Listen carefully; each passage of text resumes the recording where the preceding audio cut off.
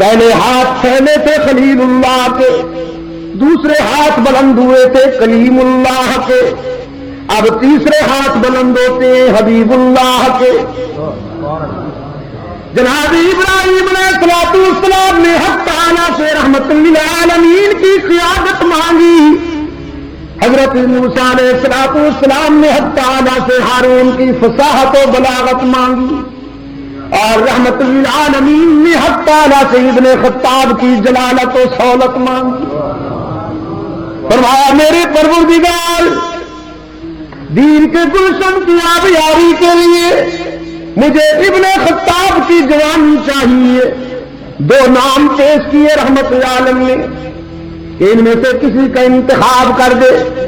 ایک کے پاس بے داغ جوانی ہے، ایک کے پاس غیرت کے ولولے ہیں، ایک کے پاس آگو کی بلندیاں ہیں، ایک کے پاس فقر و درویشی ہے، جبکہ دوسرا تونگر ہے، دولت مند ہے، ساہوکار ہے، سردار ہے، چودھری ہے، سمگلر ہے۔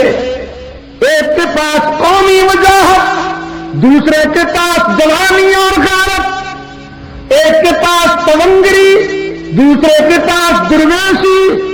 ان دو میں سے کسی کو چن۔ حق تعالیٰ نے فرمایا میرے محبوب رہنے دے وڈیرے اور چودھری کو، میں ابن خطاب کی درویشی پسند کرتا ہوں۔ نعرہ تکبیر، آباد فاروق اعظم، آباد فاروق اعظم۔ اب جناب فاروق اعظم رضی اللہ تعالیٰ عنہ بارگاہ رسالت میں آئے۔ حق تعالیٰ بھی خلیل کی بھی آرزو پوری کی، لیکن جسے خلیل نے مانگا وہ 4000 سال بعد دنیا میں نمود پذیر ہوا۔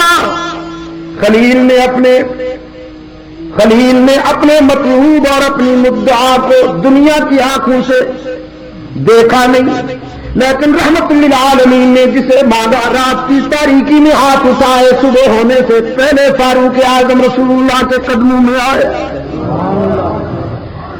حبیب کبریا صلی اللہ علیہ وسلم نے فاروق کو سینے سے لگائے، فرمایا ابن خطاب زندگی کی پہلی نماز میرے پیچھے پڑھنے کی تیاری کیجیے۔ فاروق اعظم نے عرض کیا اللہ کے رسول مگر یہاں کیوں؟ اللہ کی عبادت اللہ کے گھر میں کیوں نہیں ہونی چاہیے؟ کملی والے نے فرمایا عمر وہاں تیری قوم برداشت نہیں کرتی، تیری قوم برداشت نہیں کرتی کہ میں وہاں نمازیں پڑھوں۔ فاروق اعظم بھی سمجھ گئے کہ میرا قائد مجھے شرمندہ نہیں کرنا چاہتا۔ رکاوٹ تو یہی تھی، شمشیر بکت تو یہی پھرتے تھے مکہ کی گلیوں میں کہ خبردار کسی محمدی نے ادھر آنے کو رخ کیا تو بچ کے نہیں جائے گا، لیکن سمجھ گئے کہ میرا آقا مجھے شرمندہ نہیں کرنا چاہتا کہ وہ سامنے جب آ گئے تو سب گلے جاتے رہے۔ فاروق اعظم رضی اللہ تعالیٰ عنہ نے عرض کیا اللہ کے رسول میں حاضر نہیں ہوا تھا تو نمازیں یہی ہو رہی تھیں، اب آ گیا ہوں تو نمازیں یہی ہوں، پھر میرے آنے اور نہ آنے میں کیا فرق؟ آپ تیاری کیجئے، میں بیت اللہ میں جاتا ہوں۔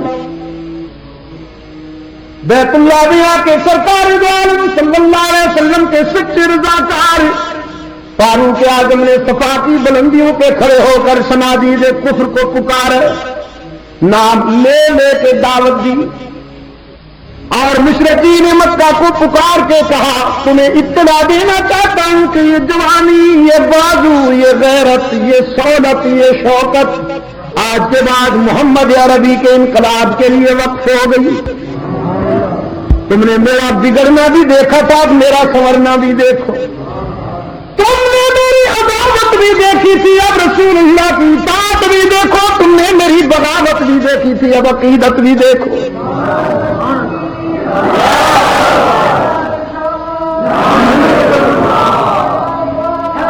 نام لے کے پکارا، عتبہ کا نام لیا، ولید کا نام لیا، ابو جہل کا نام لیا، ابو جہل کا نام لیا۔ ابو جہل تو بالکل قریب ہی تھا، صفا کے قریب ہی تو ہے، صفا کے قریب جہاں بیت الخلا بنائے گئے ہیں، لیٹرین ہیں، جہاں ٹوائلٹس ہیں، یہی ابو جہل کا بنگلہ تھا۔ اب وہاں بیت الخلا ہے، وہاں ٹوائلٹس ہیں. میرے ساتھ جو حاجی صاحب تھے ایک بوڑھا بزرگ، میں کہتا کہ مجھے آپ کی یہ ادا سمجھ میں نہیں آتی. علماء کرام نے ہی مجھے بتایا ہے کہ یہاں جو لیٹرین بنائے گئے ہیں یہ ابو جہل کا گھر تھا. تو میں جب وہاں جا کے پیشاب کرتا ہوں یوں محسوس ہوتا ہے جیسے ابو جہل کے منہ میں کر رہا ہوں. تو میں سوچتا اور ہنستا رہتا کہ شاید اللہ کے ہاں یہ جذبہ بھی کوئی قیمت حاصل کر لے. وہاں اپنی اپنی ادائیں ہوتی ہیں. ہر شخص وہاں پر عجیب حالت میں ہوتا ہے.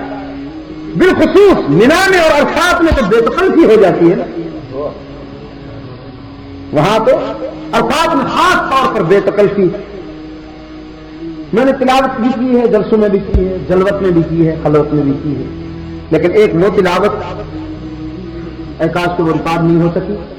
عرفات میں جب مزدلفے کی روانگی کا وقت آیا اس وقت میں وہ تلاوت کر رہا تھا، اور وہ جو کیفیت تھی شاید پھر کبھی زندگی میں وہ کیفیت مجھے نصیب نہ. ہم نے ایک بوڑھے پٹھان کو دیکھا، وہ رسول اللہ صلی اللہ علیہ وسلم کے روضے پر معاجیہ شریف کے سامنے کھڑا تھا، بڑی عاجزی کے ساتھ حضور اکرم صلی اللہ علیہ وسلم سے باتیں کرتے ہوئے کہتا ہے یا رسول تمہارا روزہ بہت اچھا ہے، عید صفا بھی نہیں ہے، مروہ بھی نہیں.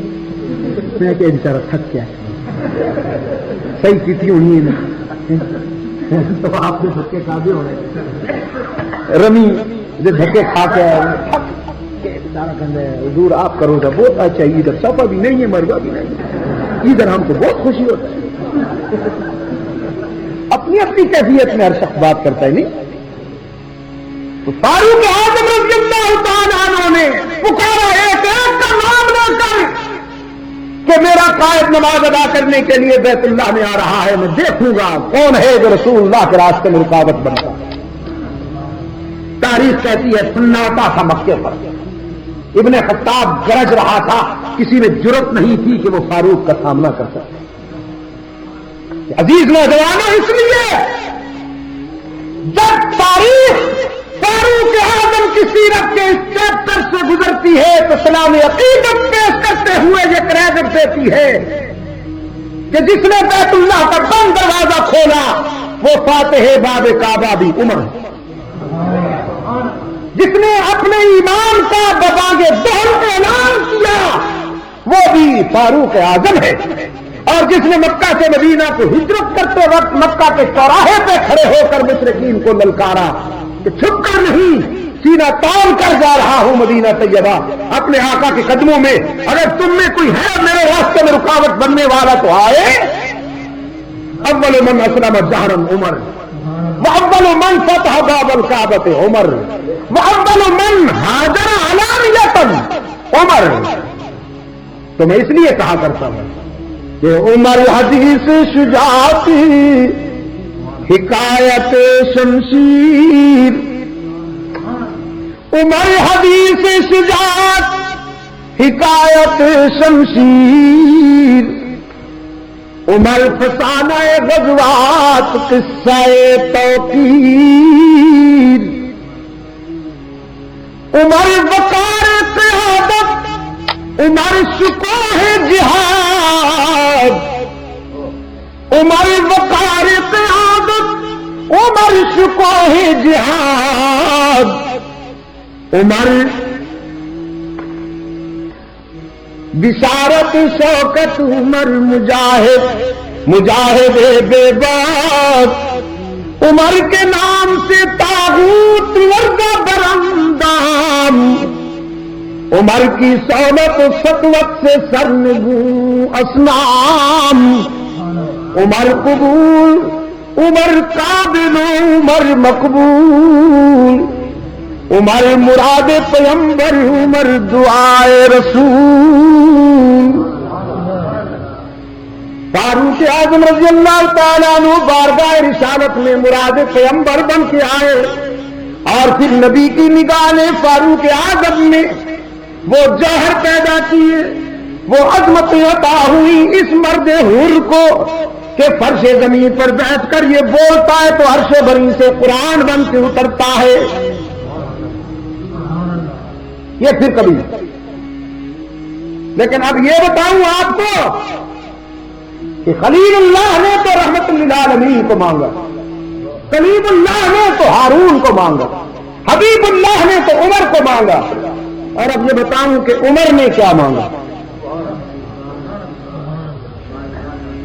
فاروق اعظم رضی اللہ تعالیٰ عنہ نے اللہ کے حضور التجا کی، اللہم ارزقنی شہادتا فی سبیلک۔ جہاں سے بات شروع ہوئی تھی وہیں کھڑا ہوں کہ شہادت متاع فخر ہے، مجھے ماتم نہیں۔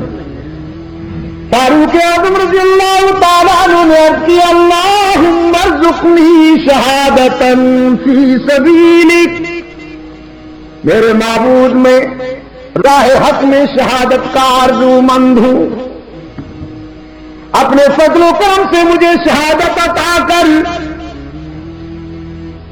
اور میدان میں زخمی تو ہو جاؤں لیکن موت اپنے محبوب کے مدینے میں عطا کر، شہادت چاہتا ہوں اور موت بھی مدینہ طیبہ میں چاہتا ہوں۔ تو مدینہ میں موت کی آرزو کرنا سنت فاروقی ہے۔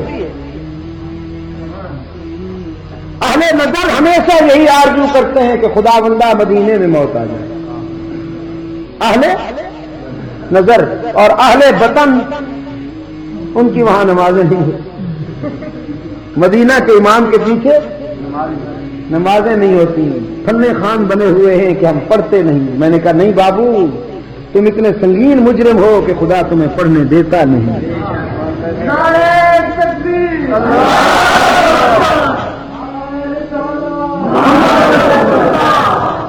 میرے عزیز دوستوں، مسجد نبوی کے مصلی پر کھڑا ہونے والا خوش نصیب امام، میں پوچھتا ہوں آپ سے، جس کی آنکھیں 24 گھنٹے رحمت عالم کے روضہ اطہر کے انوار کا نظارہ کریں، وہ خوش نصیب ہے کہ نہیں ہے؟ 24 گھنٹے جس کی آنکھیں روضہ اطہر کے انوار و تجلیات کا مظاہرہ کریں، وہ خوش نصیب نہیں ہے؟ اس امام کے پیچھے جس کی نماز نہیں ہوتی وہ بد نصیب نہیں ہے؟ سمجھتا یہ ہے کہ میں پڑھتا نہیں۔ چودھری صاحب، ایک چودھری صاحب کسی طویل سفر پہ گھوڑے پہ جا رہے ہیں اور ایک خادم ساتھ ہے بیچارہ، نماز عصر کا وقت ہوا تو خادم نے اپنے آقا سے اجازت چاہی کہ باوضو ہوں، چند لمحوں میں نماز عصر ادا کر لوں، تو میرا مجازی آقا ہے تو مجھے ذرا حقیقی محسن کے حضور بھی جھک جانا دے۔ اس نے اجازت تو دے دی مگر یہ تاکید کی کہ بہت جلدی واپس آنا، کہ سفر طویل ہے اور وقت کم ہے۔ نوکر اندر چلا گیا، آقا باہر کھڑا ہو گیا، بظاہر تو یہی تھا لیکن اگر کوئی مجھ سے پوچھے تو آقا اندر چلا گیا، نوکر باہر کھڑا ہوا، اندر گیا وہ غریب، تو اندر پتہ نہیں اسے سجدوں میں کیا کیف محسوس ہوا کہ بھول گیا، مجازی آقا کو بھول گیا، حقیقی آقا کے حضور پہنچا تو ذرا سجدے طویل ہو گئے۔ اب یہ باہر چنگھاڑتا ہے غصے میں، رمضانی کدھر گئے ہو، ارے جلدی آؤ نا۔ گھوڑے کو کبھی ادھر لے جاتا ہے کبھی ادھر لے جاتا ہے۔ سچ میں فلک حیران تھی کہ دونوں جانور ہیں، ایک گھوڑے کے نام سے ایک انسان کے نام سے، ٹائٹل میں تھوڑا سا ڈفرنس ہے لیکن ذوق تو ایک ہی ہے۔ کبھی ادھر لے جاتا ہے کبھی ادھر لے جاتا ہے اور پھر سیکھتا ہے، رمضانی کیا ہو گیا تمہیں، آتے کیوں نہیں ہو؟ اتنے میں اس نے بھی سلام پھیر لیا اور تنگ آ کے کہا آنے نہیں دیتا۔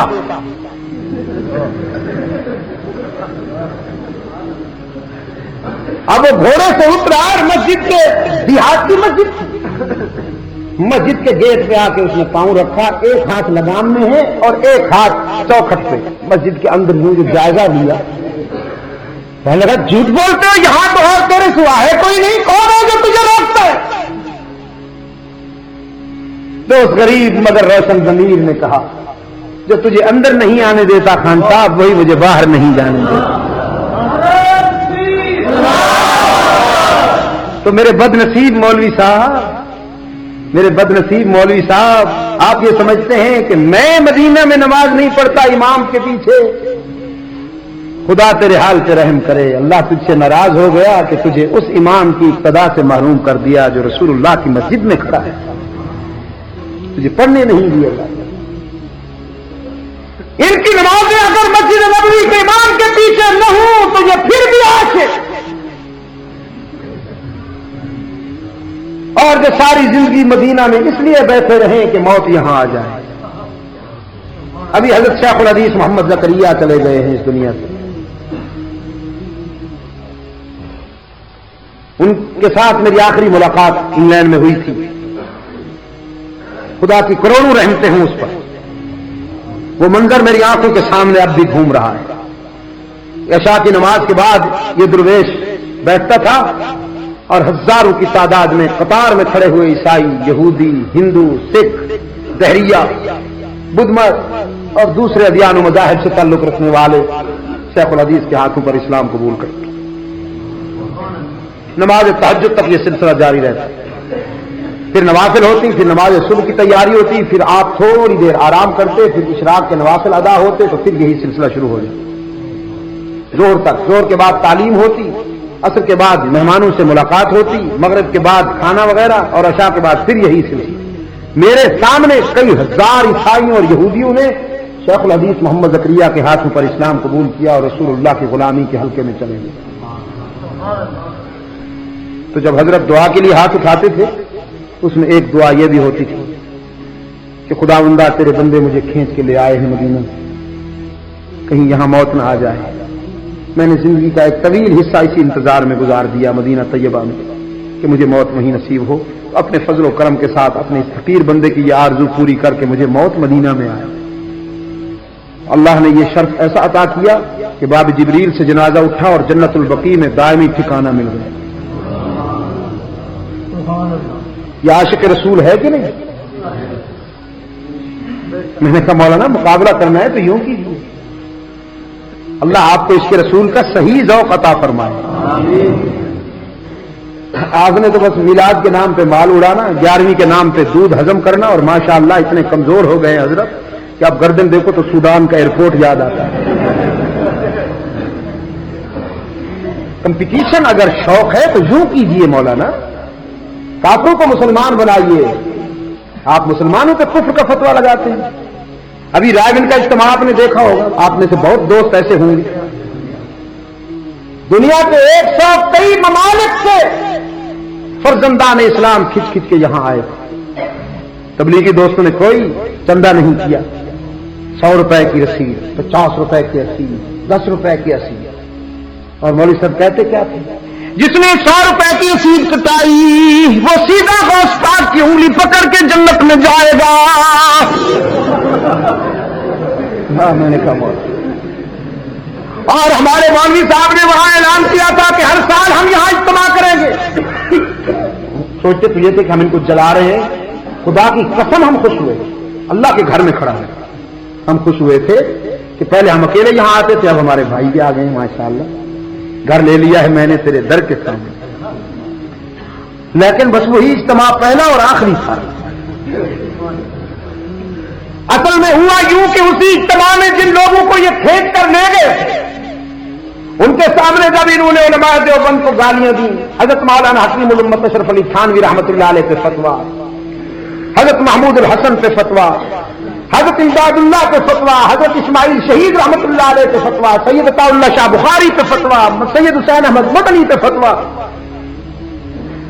مولانا محمد علی جوہر پہ، علامہ اقبال پہ، مولانا ظفر علی خان پہ، اکبر آبادی پہ، الطاف حسین حالی پہ، محمد علی جناح پہ۔ وہ مولانا ظفر علی خان بیچارے نے ان کی فتویٰ بازی کو دیکھا تو کہنے لگے کوئی ترکی لے گیا ہے، کوئی ایران لے گیا، کوئی دامن لے گیا، کوئی گریباں لے گیا، رہ گیا تھا نام باقی فقط اسلام کا، وہ بھی ہم سے چھین کر ہمیں رضاخان لے گئے۔ انہوں نے جب فتووں کا ٹومار سنا کہ یہ تو کسی کو مسلمان رہنے ہی نہیں دیتے، اور کہا کہ سب سے بڑے گستاخ رسول، سب سے بڑے محاورے، سب سے بڑے دشمن اسلام یہ تبلیغی جماعت والے ہیں، ان کے قریب نہ جایا کرو۔ جب ان کا جلسہ ختم ہوا تو وہ اٹھے سیدھے مرکز میں آ گئے کہ ذرا دیکھیں تو صحیح، انسان کی فطرت ہے نا، حریص الامام ہونے کا تو یہ ہے ہی۔ وہاں پہنچ گئے کہ ذرا دیکھیں تو صحیح، گستاخ رسول یہاں بیٹھے اور ہم دیکھے بغیر چلے جائیں، دیکھیں تو صحیح۔ اب جو قریب آئے تو تبلیغی مرکز میں دیکھا کوئی قیام کی حالت میں کھڑا ہے، کوئی رکوع کی حالت میں ہے، کوئی سجدے کی حالت میں پڑا ہے، کوئی قرآن پڑھ رہا ہے، کوئی حدیث سن رہا ہے، کوئی تبلیغی نصاب پڑھ رہا ہے، کوئی رو رو کر دعائیں مانگ رہا ہے۔ اب جو انہوں نے یہ منظر دیکھا تو ضمیر تو ہر انسان کا سینے میں ہے، قریب ہوتے گئے۔ تبلیغی دوستوں نے دیکھا کہ کرم فرما آئے ہوئے ہیں، اٹھے، قریب جا کے بڑی شفقت کے ساتھ انہیں پکڑا، کھانا کھاؤ گے؟ انہوں نے کہا کھانا ضرور کھائیں۔ کھانا کھلایا، بستر پہ بٹھایا، وہ پنجابی کہنے میں مٹھی چاپی کی تھی، بڑی خدمتاں کی تھی۔ وہ کہنے لگے بھی اسی تو سن کے آئے تھی بھی تسی گستاخ رسول ہو، ایک ہی منظر ہے۔ انہوں نے کہا جی بس اسی یہی ہیں جو کچھ تسی دیکھ رہے ہو، دعا کرو کہ حق تعالیٰ ہمیں رسول اللہ کے غلاموں سے کوئی نسبت عطا کر دے۔ ہم بہت عاجز ہیں، ہم بہت ناقص ہیں، ہمیں آپ کی دعاؤں کی ضرورت ہے، بس ہم تو اللہ کے حضور یہی بھیک مانگتے ہیں کہ الہ العالمین ہمیں رسول اللہ کے رضاکاروں میں شامل فرما دے۔ وہ کہنے لگے اچھی بات ہے، اب تو ہمارے پاس فرصت نہیں ہے، جب آپ تشریف لائیں گے تو انشاءاللہ چلہ لکھوائیں گے، 3 دن اب بھی لکھ لیجیے۔ مولوی صاحب نے کہا بس آئندہ وہاں کوئی استعمال نہیں کرے۔ ابھی مولوی صاحب نے ایک گول میں کانفرنس کی، تو کانفرنس تو کیا ہوتی خود ہی گول ہو گئے، تیتر بٹیر جمع کیے۔ مفتی محمود بننے کا شوق ہے میرے ڈیئر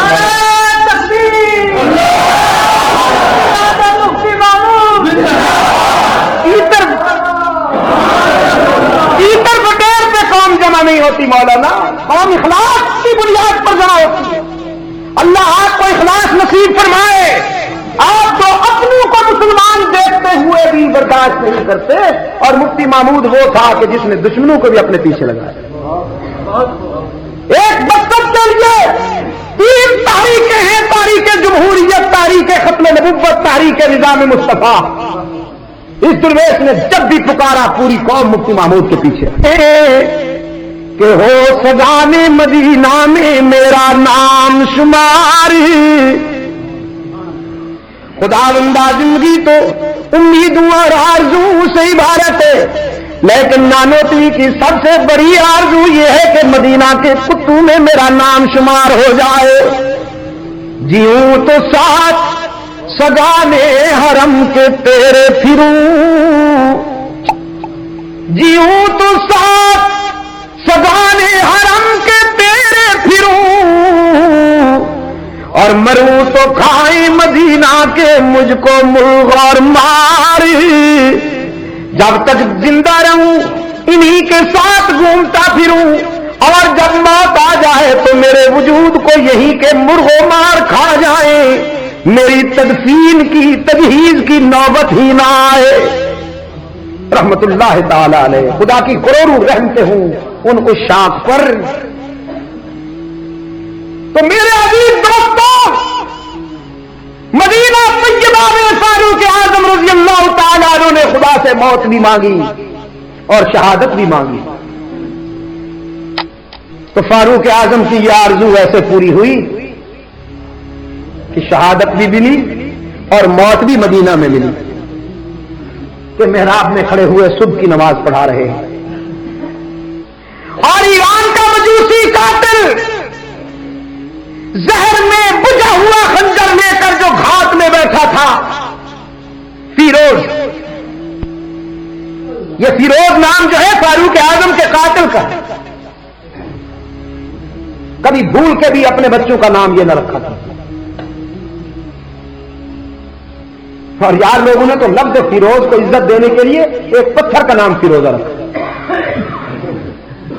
تصور یہ دیا کہ کسی ڈاکٹر اور حکیم کا جب کوئی فارمولہ اور علاج کوئی کارگر نہ ہوتا ہو تو فیروزہ گھول کے پی لو، اور سنی بیچارہ جب سے سن ہوا انہی تنکوں کے سہارے جی رہا ہے۔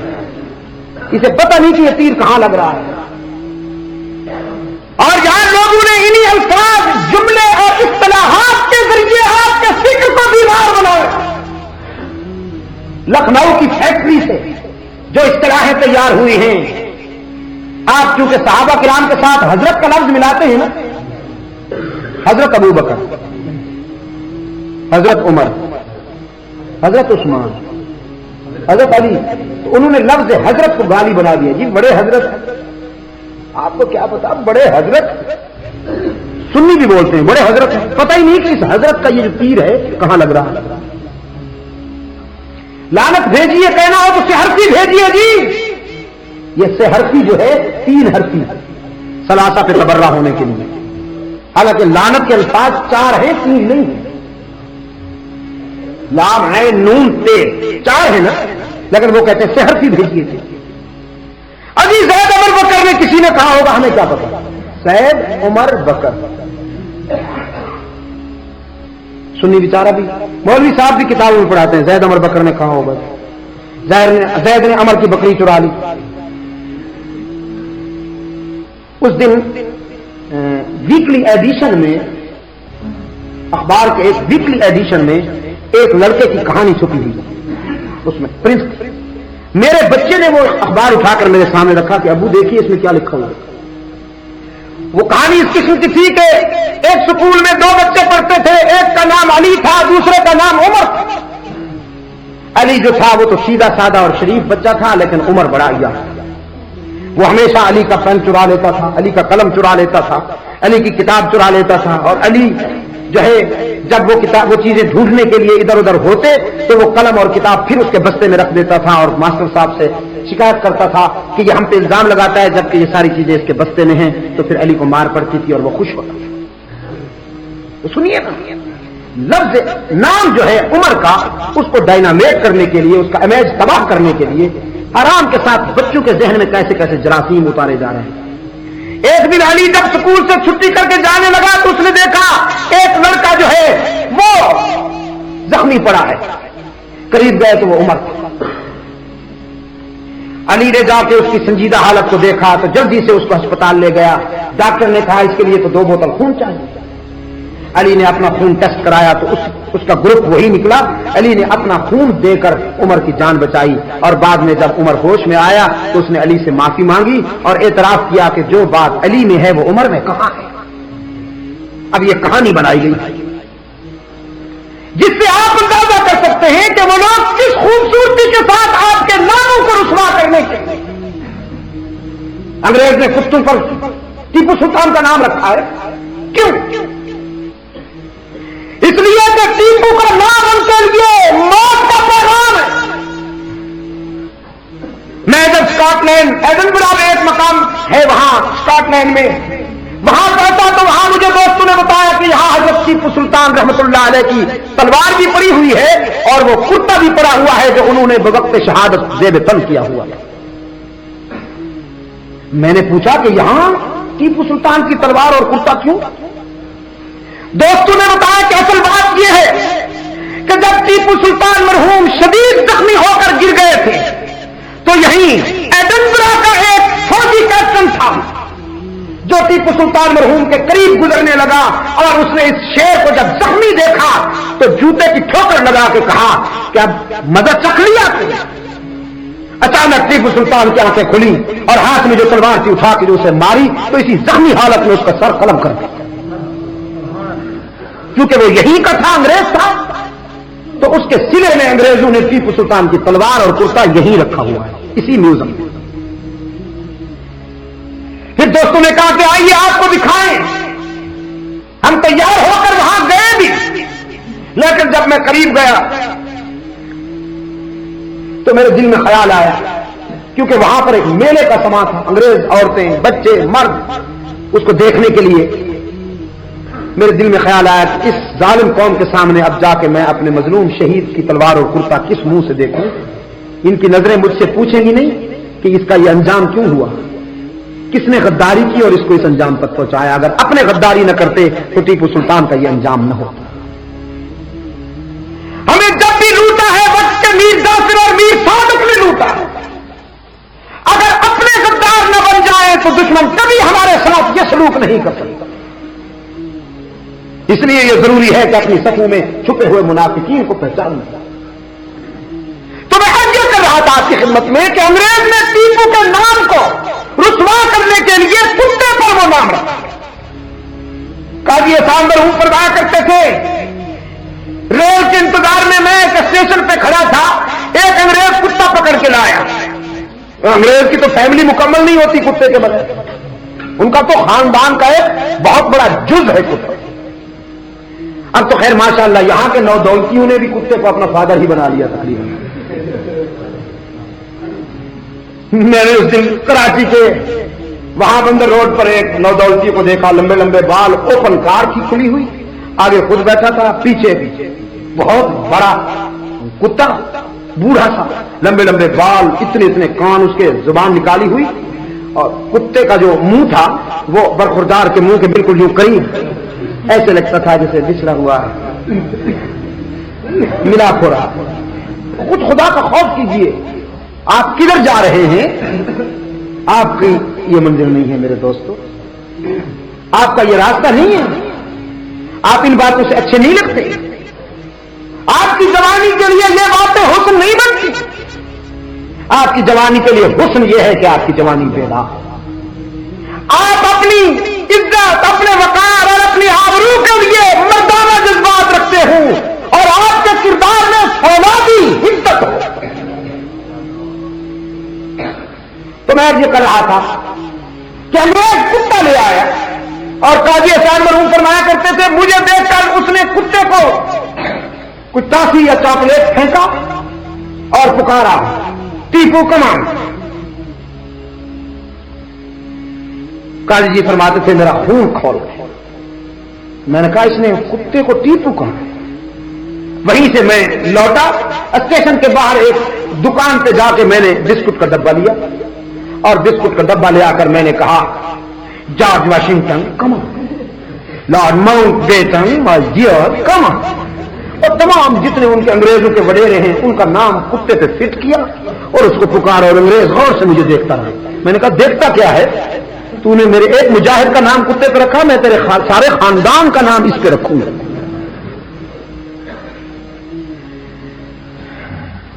قاضی جی فرمایا کرتے تھے ایک مرتبہ ریل ہی کے سفر میں انگریز مجھ سے کہنے لگا کہ آپ کتے سے کیوں نفرت کرتے ہیں, حالانکہ آپ کا پیغمبر تو بڑا رحیم ہے, وہ تو جانوروں پہ بھی مہربان ہے. میں نے کہا بات یہ ہے کہ آپ کو کتے سے کیوں پیار ہے؟ کہنے لگا جی یہ بڑا وفادار ہے, یہ اپنے آقا کی خدمت کرتا, اس کے دشمنوں کو بالکل برداشت نہیں کرتا, اور ہر وقت جو ہے تو بس ہمارے دروازے پہ پڑا رہتا ہے. میں نے کہا یہ ساری باتیں تو آپ نے ٹھیک کہی ہیں, لیکن میرے آقا نے جو اس سے نفرت کا حکم دیا ہے وہ اس میں اور بھی بہت سی باتیں ہیں. ایک بات یہ بھی ہے کہ ان 3-4 کے درمیان میں گوشت پھینک دیجئے, پھر ان کی شرافت ملاحظہ فرمائیے. تو جو قوم لقمہ تر پہ لڑے وہ قابل تقلید نہیں ہوا کرتا. میرے عزیز دوستو, میں آپ کی خدمت میں یہ عرض کر رہا تھا کہ فیروز جو ہے فاروق اعظم کے قاتل کا نام ہے, کبھی بھولے سے بھی اس نام کو مت اپنا لی. حملہ آور ہوا اور نماز کی پہلی رکعت میں فاروق اعظم رضی اللہ تعالیٰ عنہ کو اس نے 6 زخم لگائے. اسلام کی آنکھوں کا تارا, محمد کا راج دلارا فاروق اعظم شدید گھائل ہو کر زمین پر گرنے سے پہلے اپنے پیچھے کھڑے ہوئے حضرت عبد الرحمان کا بازو پکڑتے ہیں, فرماتے ہیں اب میرے گرنے کا وقت آ گیا ہے, تم مصلی سنبھالو, رسول اللہ کی امت کو نماز پڑھاؤ, میں تڑپتا رہوں گا لیکن میرے اللہ کی عبادت میں خلل نہ آنے پائے. اقبال نے کہا نا وہ سجدہ روح ہے زمین جس سے کانپ جاتی تھی, اسی کو آج ترستے ہیں ممبر و محراب. پتہ نہیں ہماری نمازیں کس کھاتے میں جائیں گی. ہم تو وہ ہیں کہ جنہیں بستر پہ نیند نہیں آتی وہ مسجد میں سوتا ہے. مسجد کے کسی کونے سے اگر مچھر کا گزر ہو جائے تو پوری صف کا بیلنس بگڑ جاتا ہے. کوئی یوں کر رہا ہے, کوئی یوں کر رہا ہے, کوئی ادھر کر رہا ہے. بعض حضرات تو یوں کرتے ہیں دایاں پاؤں اٹھا کر, اور جب انہیں کہا جائے بھائی دایاں پاؤں اٹھانا جان بوجھ کر نماز خطرے میں ہے, تو کہیں جی ان کی خواہش جو ہو رہی ہے کھرک نہ کریے تو ان کی تکلیف ہے. پتہ نہیں ہماری نمازیں کس کھاتے میں پڑیں گے. فاروق اعظم رضی اللہ تعالیٰ عنہ بسمل ہیں, تڑپ رہے ہیں اور مسلمان محو عبادت ہیں. اب فیروز نے چاہا کہ بھاگ جاؤں, صفیں چیرنے کی کوشش کی, دائیں بائیں کوئی گنجائش ڈھونڈنے کی کوشش کی کہ کسی صف سے مجھے فرار کا راستہ مل جائے, لیکن اسے کوئی فرار کا راستہ نہ مل سکا, اس لیے کہ وہ مجاوروں کی نہیں مجاہدوں کی صفیں. جب کوئی راستہ نہ ملا تو وہی خنجر اس نے اپنے سینے میں اتار دیا اور بتا گیا کہ فاروق کے دشمن کی پرانی نشانی, عمر کے دشمن کی پرانی نشانی. ٹھنڈا ہو گیا, خودکشی کر کے مر گیا. فاروق اعظم رضی اللہ تعالیٰ عنہ شدید زخمی حالت میں اٹھا لائے گئے اور پہلا سوال کیا, مجھ پر حملہ کرنے والا کون ہے؟ رضاکاروں نے بتایا ایرانی فیروز ہے, مجوسی بےایمان. اللہ کا شکر ادا کیا کہ الحمدللہ ایک کافر کے ہاتھوں سے زخمی ہوا ہوں, شہادت نصیب ہو رہی ہے. اپنے بیٹے حضرت عبداللہ ابن عمر رضی اللہ تعالیٰ عنہما کو بلایا, فرمایا عبداللہ جاؤ میری ماں کے پاس. مریم اسلام عفیفہ کائنات, حبیبہ حبیب خدا, صدیقہ بنت صدیق اکبر, مخدومۃ المسلمین, ام المؤمنین حضرت عائشہ رضی اللہ تعالی.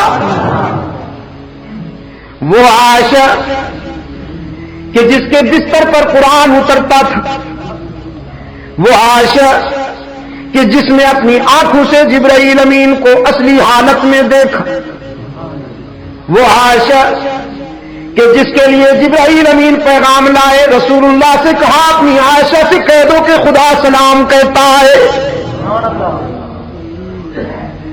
وہ عائشہ کہ جس کا حجرہ رسول اللہ کی دائمی آرام گاہ بن گیا. وہ عائشہ کہ جب منافقین نے اس کے کردار کو چیلنج کیا, منافقین نے انگشت برداری کی, تو قرآن نے وحی کے کٹہرے میں گواہی دی, خود خدا وکیل صفائی بن گیا صدیقہ کا. فرمایا بیٹے عبداللہ جاؤ میری ماں سے کہو کہ اگر میں اس زخم میں انتقال کر گیا تو میری تجہیز کے لیے کیا پروگرام ہے, میری تدفین کے لیے کیا پروگرام ہے.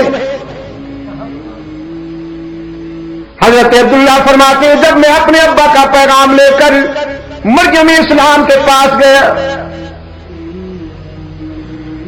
تو حضرت عائشہ رضی اللہ تعالی عنہا آنسو میں بے قرار ہیں, اشک بہار ہیں. پیغام سن کر فرمانے لگی بیٹا جا کے اپنے ابا جان سے کہو میں دعا کر رہی ہوں, اللہ آپ کو اس زخم سے شفا عطا کرے, لیکن اگر آپ چل دیے, اگر آپ اسی زخم میں شہید ہو گئے تو میں آپ کو خوشخبری سناتی ہوں کہ آپ کو اپنے آقا کے قدموں میں سناؤں گی. اگرچہ یہ جگہ میں نے اپنی ذات کے لیے مخصوص کر رکھی تھی, لیکن آج آپ کو اپنی ذات پر ترجیح دیتی ہوں. فاروق اعظم رضی اللہ تعالیٰ عنہ کو یہ پیغام پہنچا, فرمایا الحمدللہ اب کوئی آرزو باقی نہیں, اب کوئی تمنا پوری نہیں, زندگی کا سفینہ کنارے آ لگا ہے تو خداوندہ فاروق کی آرزویں بھی ساری پوری ہو گئی. اور حدیث میں آتا ہے الحمدللہ اتنی اونچی آواز سے فرمایا کہ دور دور تک لوگوں نے سنا. لوگ دوڑتے ہوئے قریب آئے اس خیال سے کہ شاید امیر المومنین کو صحت نصیب ہو گئی ہے, ٹھیک ہو گئے ہیں, اتنی اونچی آواز سے الحمدللہ کہا. لیکن جب قریب آئے تو دوست نے بتایا کہ جب فاروق اعظم کو یہ بتایا گیا کہ آپ کو رسول اللہ کے قدموں میں سلایا جائے گا, روضہ اقدس میں ٹھکانہ ملے گا, تو فرط مسرت میں انہوں نے اتنی اونچی آواز سے الحمدللہ کہا.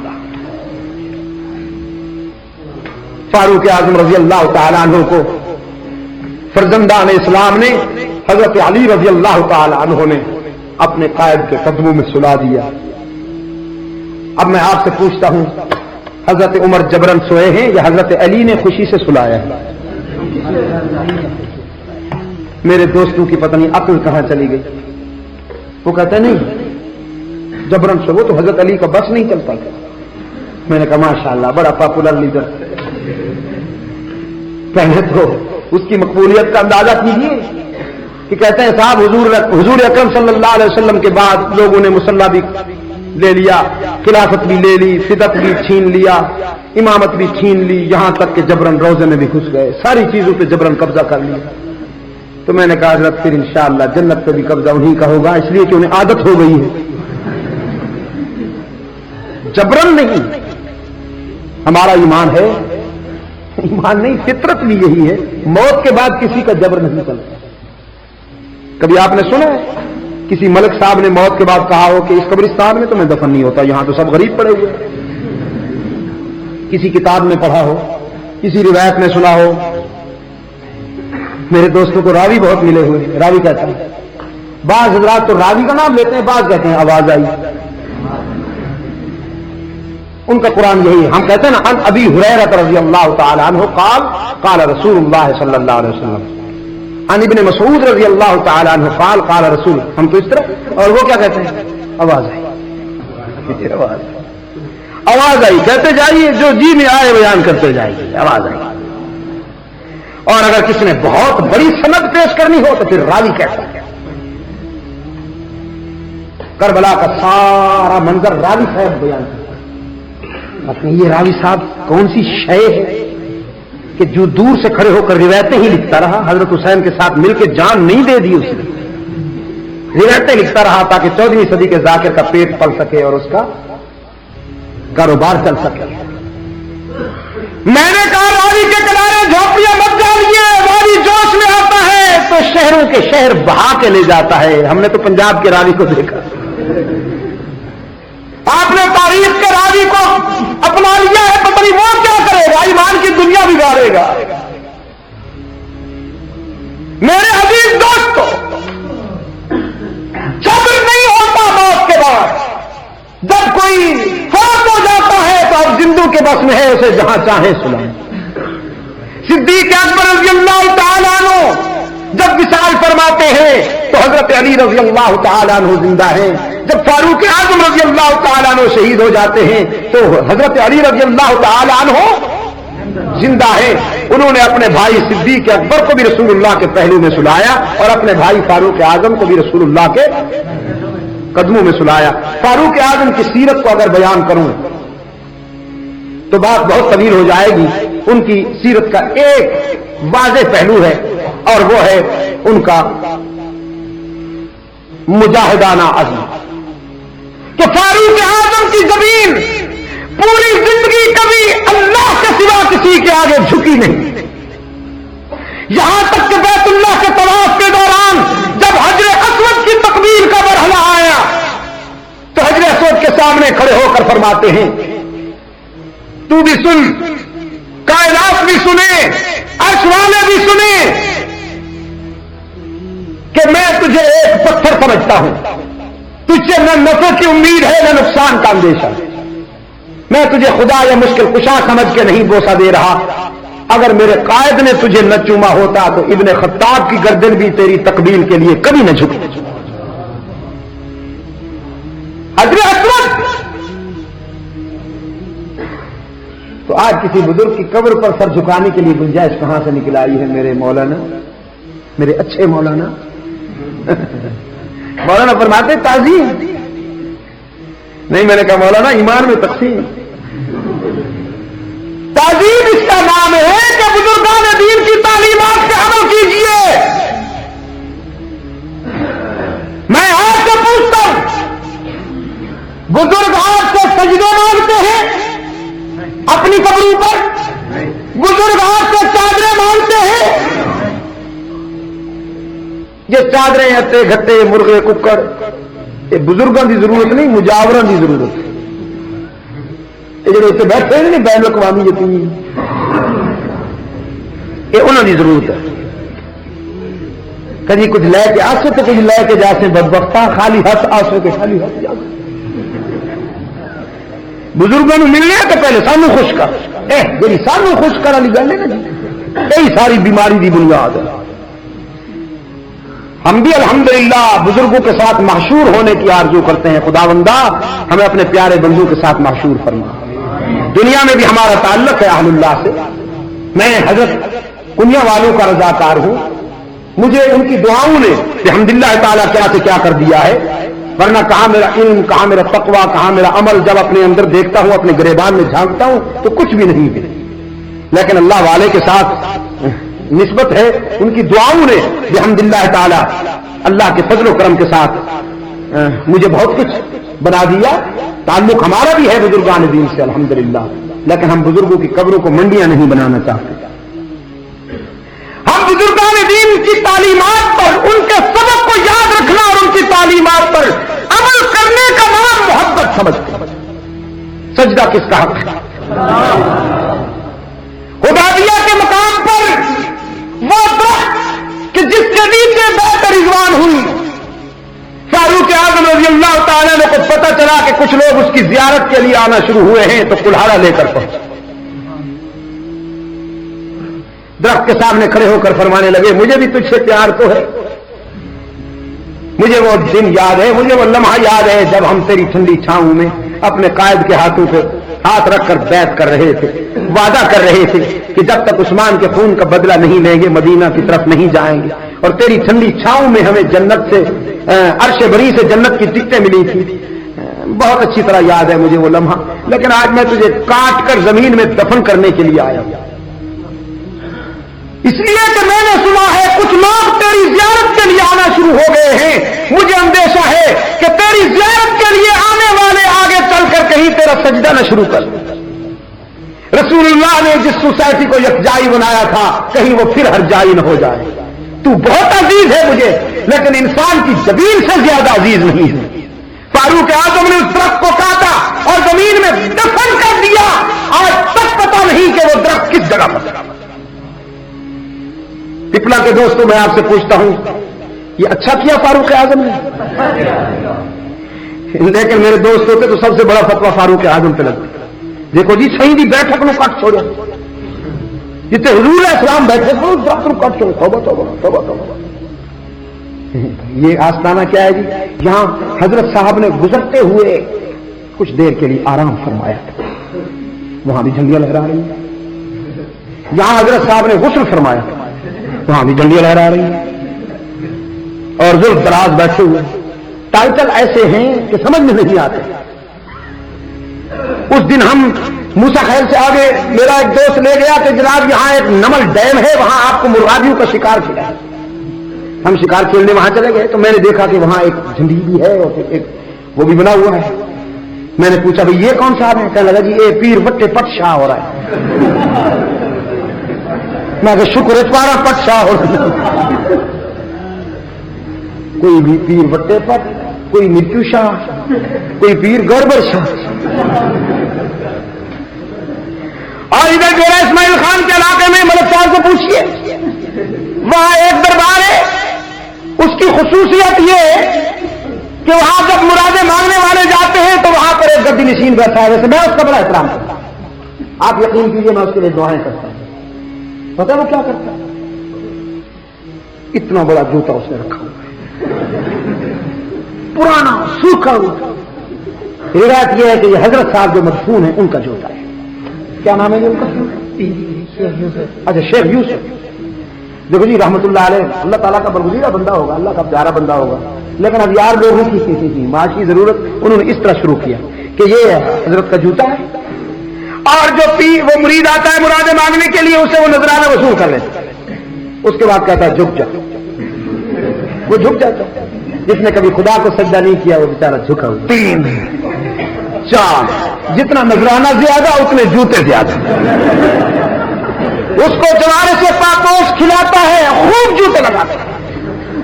وہ بیچارہ خوش ہوتا ہے کہ مراد پوری ہو رہی ہے, اور فطرت پکار پکار کے کہتی ہے کہ مراد تیری کوئی پوری نہیں ہو رہی. جو خدا کے در کو چھوڑ کر غیروں کے در پہ جائے گا, جوتے نہیں کھائے گا تو کیا کھائے گا؟ ہم اس معیار کے خلاف ہیں. ہمیں یہ معیار سمجھ میں نہیں آتا بزرگان دین سے. ہمارے نزدیک بزرگان دین سے محبت کا معیار یہ ہے کہ ان کی طرح زندگی گزاریے جس طرح انہوں نے اپنی پوری زندگی میں خدا کے سوا کسی کے آگے سر نہیں جھکایا اور زندگی کا ایک ایک لمحہ رسول اللہ کی غلامی میں گزار کے دکھایا. اگر آپ بزرگان دین سے محبت کرنے والے ہیں تو ان کے نقش قدم پہ چل کے دکھائیے. اللہ ہمیں اپنے پیارے بندوں کا قرب نصیب فرمائے اور صحابہ و اہل بیت کے ساتھ سچا تعلق نصیب فرمائے.